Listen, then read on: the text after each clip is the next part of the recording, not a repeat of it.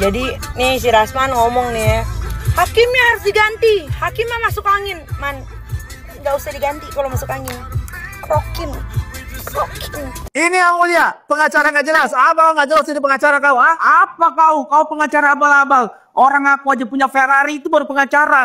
Kau beli mobil second aja masih kau tawar-tawar. Kician tak dulu kali kau bilang. Tapi apa? Banyak cewekmu, nggak setia sama istrimu. Istriku satu apa? Kau istrimu banyak. Kawin siri kau. Kawin siri kau sama iPhone. Siri kawin aku. Kau kayak gitu. Nggak jelas apa tanganmu begitu? Kau mencet-mencet ATM kau tanganmu begini. Ya banyak duit. Kau pencet lah ATM. Daripada kau botak. Emang aku botak. Mau tukang cukur. Botak kayak kodok kau. Apa ini pengadilan? Aku hakim botak. Rasman sama temen-temennya mau diem nggak? Ntar gue kasih raket nyamuk nih. Ini buat seluruh pengadilan yang ada di Indonesia ya. Kalau misalnya ada Rasman dan timnya ada sidang ya, tolong deh dites dulu kesadarannya. Coba tanya, Bapak tahu kan ini pengadilan ya, bukan terminal ya Pak ya, bukan ya, pengadilan ya. Gila, pengadilan dibikin gak ada marwahnya sama Rasman. Gila. Apalagi siapa tuh? Ada yang naik kursi, naik meja. Apain sih? Firdaus juga. Kan lu membangga-banggakan lu banyak pekerjaan lu, profesi lu banyak, mulai dari vokalis band ya kan, gitaris, drummer, terus lu wartawan juga, manusia silver, pedagang asongan, banyak lah ya. Tapi kenapa mesti ada pengacara di salah satunya? Ada lagi satu nenek-nenek kan pakai jilbab putih tuh ya. Dia teriak-teriak. Nggak tahu Bu, Ibu teriak apa, tapi yang jelas di kuping saya kedengarannya kayak lontong sayur, toprak, gado-gado mau, masih ada, lontong masih ada. Tuh. Ini mohon maaf ya, saya aja yang orang kampung ya, saya orang kampung nih. Ngelihat kalian itu kampungan sekali. Seorang pengacara yang memiliki disiplin ilmu jadi seperti tidak sekolah dibuat sama si Rasman dan teman-temannya. Firdaus sama Rasman, Firdaus, lu belum ada profesi pedagangmu kena, udah mendingan lu bantuin gue dagang aja deh. Mohon maaf aja nih ya.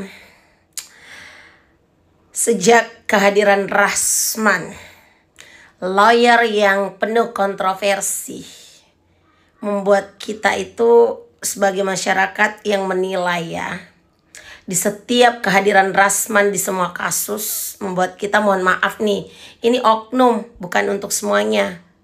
Agak gimana ya pandangan kita terhadap lawyer. Mohon maaf, bukan untuk semuanya. Wabil khusus untuk Rasman, DKK ya. Jadi kita tuh jadi kayak enek aja gitu ngelihat kasus hukum di Republik Indonesia berkat keberhasilan Rasman dan kawan-kawannya, membuat kita menjadi enek melihat kasus hukum di Republik Indonesia Raya ini yang didampingi oleh oknum lawyer. Contoh Rasman dan kawan-kawan. Surat terbuka untuk pimpinan negara Republik Indonesia Bapak Presiden Prabowo Subianto. Dalam kasus sidang yang ricuh akibat ulah dari oknum pengacara, mohon untuk Bapak Presiden, pimpinan tertinggi Republik Indonesia memberikan atensi agar Rasman segera dipenjara. Kenapa saya meminta sebagai masyarakat Rasman harus segera dipenjara? Karena menurut saya sebagai rakyat jelata, rakyat yang selama ini menganggap bahwa di pengadilan itu ada marwah dan segala peraturan yang ada di dalam pengadilan itu harusnya ditaati oleh semua yang sedang berperkara. Jadi, kasus Rasman ini bisa membuat kita sebagai masyarakat itu tidak lagi melihat marwah di ruang persidangan itu sakral. Karena apa? Ya karena kalau ini dibiarkan dan ini dinormalisasi ke depan, jangan heran kalau nanti di ruang sidang bakal kayak kejadian-kejadian Rasman 2, Rasman 3, Rasman 4, dan Rasman lainnya. Jadi para aparat penegak hukum, para pakar-pakar hukum, tolong bersuara dan bertindak untuk mengambil langkah tegas agar marwah hukum yang selama ini kita lihat nilainya sakral dan ada aturannya, tidak ternodai seperti sekarang ini. Terima kasih. Tolong untuk Bapak Presiden melihat ini dengan serius, karena kita masyarakat hari ini sudah menganggap hukum kehilangan arah dan martabatnya. Jadi mohon Bapak Presiden bertindak. Mungkin apa nih Bang buat Rasman pesan-pesannya? Halo Rasman, kalau berperkara jangan bergaya seperti emak-emak di kampung nenekmu 50 tahun lalu yang bertengkar mulut di tepi sawah. Itu gaya emak-emak zaman dulu. Bergayalah berdebat yang tenang. Jangan marah-marahin hakim. Jangan kayak jagoan. Tubuh gemukmu itu nggak ada yang takut. Iya nih dong. Gini dong caranya. Ya. Coba. Pantas si Kelibatin nggak mau dilamar jadi istri. Kalau gua, lihat nih. Halo Rasman, lihat dong gaya Gini doang, gini doang. Mau naik Lamborghini gua yang terbaru? Gitu caranya membuka wanita, oke? Jangan. Halo rekan saya, Dr. Otto Hasibuan, selaku Wakil Menko Kementerian Hukum, Menko Bidang Hukum. Coba Anda lihat viral di mana-mana, ada seorang advokat di dalam persidangan pakai jubah advokat, naik ke meja persidangan dan menginjak-injak, naik ke meja persidangan tim advokat dan menginjak-injak di atas meja. Ini adalah kebrutalan pertama dalam sejarah hukum Indonesia. Kami mengharapkan agar Otto yang kebetulan mantan pengacara segera mengusulkan kepada Ketua Mahkamah Agung agar oknum pengacara ini tidak diizinkan praktek sebagai pengacara di seluruh wilayah hukum Indonesia, dan juga agar juga menghimbau kepada Bapak Kapolda Metro dan juga Kapolres Jakarta Utara agar segera diproses oknum pengacara ini karena telah menghina pengadilan. Kejadiannya tanggal 6 Februari 2025 di Pengadilan Negeri Jakarta Utara. Rekan Otto bisa melihat, Otto Hasibuan bisa melihat, sudah viral ini di mana-mana. Iya, nah, itu akan saya buka nanti di persidangan semuanya. Jadi dia grogi gitu loh. Dia dengan angkuhnya merendahkan hakim, bikin ricuh. Bahkan ada kuasa hukumnya bernama Firdaus naik ke meja sidang, menginjak-injak meja sidang pengacara pakai jubah.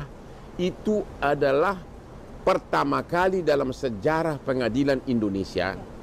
Dan tadi saya sudah kirim surat pengaduan ke Ketua Mahkamah Agung agar dia yang menginjak-injak meja sidang itu dilarang untuk praktek sebagai pengacara di seluruh wilayah hukum Indonesia. Pemicu awalnya dia keberatan kalau sidangnya tertutup. Dia melawan hakim, padahal itu kan kewenangan hakim. Kan ya, saya nggak tahu, aku juga nggak tahu bahwa bakal sidang tertutup. Jadi kan seluruh pengunjung, karena padahal dia sudah mempersiapkan live TikTok. Itu loh, sudah disiapkan berbagai live. Ya, dia kecewa, dia tidak bisa lagi bergaya gitu kan.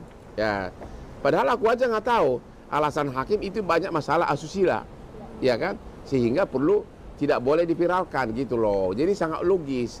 Dia maksa terus, dia maksa seolah-olah pengadilan yang punya nenek moyangnya, padahal nenek moyang dia jauh di Sumatera Barat sana gitu loh. Itu loh, ya. Itu pemicunya, dia ngotot terus. Bagaimana seorang pengacara sangat kasar begitu huru-hara di depan persidangan, bahkan satu pengacaranya naik ke meja, ya, naik ke meja persidangan menginjak-injak meja dengan memakai jubah advokat. Kelakuan pengacara dan sirama itu norak. Lu tahu tadi begitu tahu ada itu Kapolda memerintahkan puluhan polisi senior. Semula kan yang dikirimkan cuma 10 orang junior yang dia coba usir dari sidang. Begitu datang para kasat baru dia gemetar. Baru bisa diusir semua dari sidang. Itu semua perintah Kapolda itu. Kapolda langsung.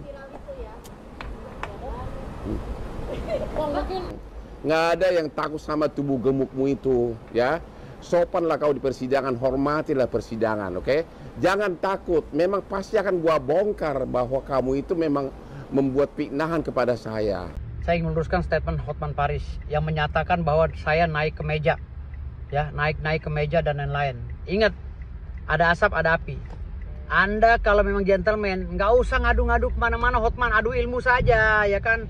Anda punya disiplin ilmu, saya juga punya disiplin ilmu. Adu ilmu aja, ngapain sih kamu tuh ngadu-ngadu ke sana kemari, pakai ngadu ke sana kemari, bicara ke sana kemari, minta pendapat dan lain-lain. Pendapat Anda aja, memang Anda bukan sarjana hukum, hah? Anda pakai minta pendapat pada doktor atau profesor. Pendapat Anda bagaimana?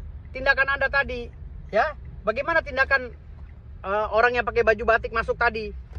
Gitu. Bagaimana tindakan para jaksa-jaksa yang datang langsung mengelilingi Bang Rasman Arik Nasution, klien saya? Gitu. Jadi saya itu refleks, ya, ketika saya ingin menyeberang ke sana, tapi saya ditahan oleh jaksa dan akhirnya saya debat dengan jaksa. Saya menyeberang itu ingin melindungi klien saya, karena klien saya sudah sedemikian rupa didorong, dicekek, kayak semacam dicekek, kerahnya dipegang. Nah, ini saya nggak terima sebagai pengacara. Kami duduk tertib kok. Kami tim pembela Rasman Arik Nasution duduknya tertib semua awalnya. Tapi ketika Bang Rasman ingin berbicara dengan Bang Hotman, ya, berbicara loh, hanya berbicara. Ya, mereka berbicara apa nggak tahu kita. Hanya ingin berbicara, kok tahu-tahu datang anak-anak yang pakai batik itu, lalu menarik kerahnya Bang Rasman, klien kami, dan mendorong begini lehernya, dan Bang Rasman pun nggak terima. Nah, secara spontan saya menunjuk beliau dan saya nggak tahu, tiba-tiba saya udah nyampe atas meja mau loncat ke sana. Tapi ada jaksa, rombongan jaksa yang melarang saya dan menunjuk saya dengan kalimat-kalimat yang nggak pantas. Nah, makanya saya balas lagi, kita ribut aja, saya bilang gitu. Kalau kamu, nih kan saya bilang tadi, awalnya dari rombongan jaksa dulu masuk semua ke dalam, gitu. Kami menghargai kok setelah hakim mengetuk untuk menunda persidangan, ya kan, diskors. Kami menghargai itu semua, tidak ada yang berdiri kami satupun. Tapi ketika anak yang baju batik itu euforianya, entah pegawai Mahkamah Agung tak apa itu datang dia. Datang dengan euforia narik kerah bajunya klien kami dan mendorong klien kami, itu kan nggak, namanya nggak adil. Kalau mau misahkan jangan begitu caranya. Lalu masuk lagi rombongan jaksa, kelilingi Bang Rasman, maksudnya apa itu? Memangnya kalian pamdal, jaksa duduk aja di meja. Kalian juga kalau bicara masalah melanggar kode etik, kalian juga jaksa melanggar kode etik. Kami diduluani oleh kalian, ya. Ingat itu Hotman, ya. Jangan cari pembelaan. Kau debat aja bersama saya, tunggu kamu di TV, ya. Makasih.